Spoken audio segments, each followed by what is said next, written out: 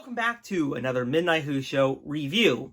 And after many years without a missing story animated, the First Doctor returns for his very first fully animated one, and it is of Galaxy 4, which probably was the story that not everyone wanted. I know there's a few other First Doctor stories that everyone wants to see brought back in animation, but I can definitely see why they animated this one.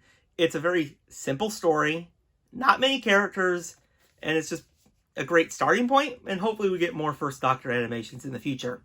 This is not out in Region 1 yet. There is absolutely no release date as far as I know. The Web of Fear is not even out yet. It comes out next month.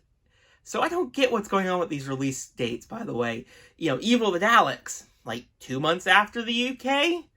And Web of Fear, 6 months? Galaxy 4, who knows?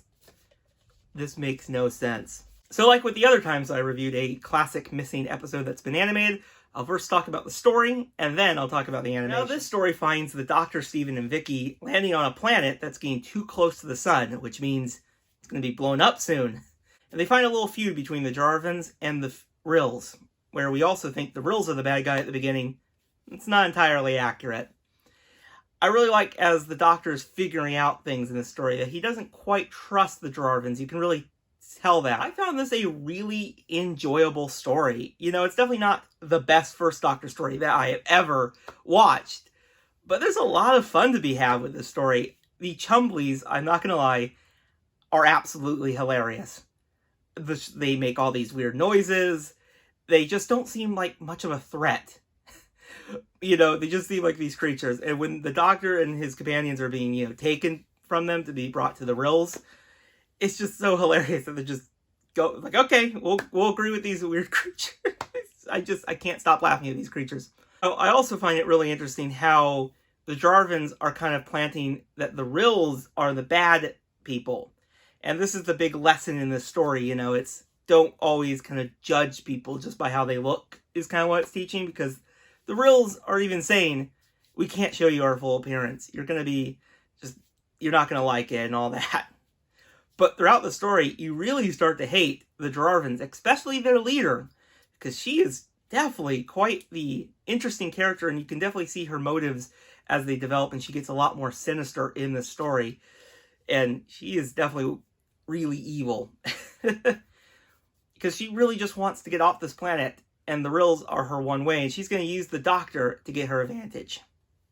But yeah, this is just an okay story. It's definitely a great, I think, starting point for the First Doctor animations. There's some really interesting moments with it. Some really good kind of scenes with the Doctor trying to stop what's going on, and I quite like his kind of comedic self when he's first working with the Jarvans. I quite like that. Now let's talk about the animation. I thought this was a pretty okay animation. Now, the Evil of the Daleks, I think, is extremely better than this. But this is a different team that did this one. This is the same team that did Fury from the Deep. And I think this is a slight improvement on Fury from the Deep. I think they did a great job animating all the backgrounds.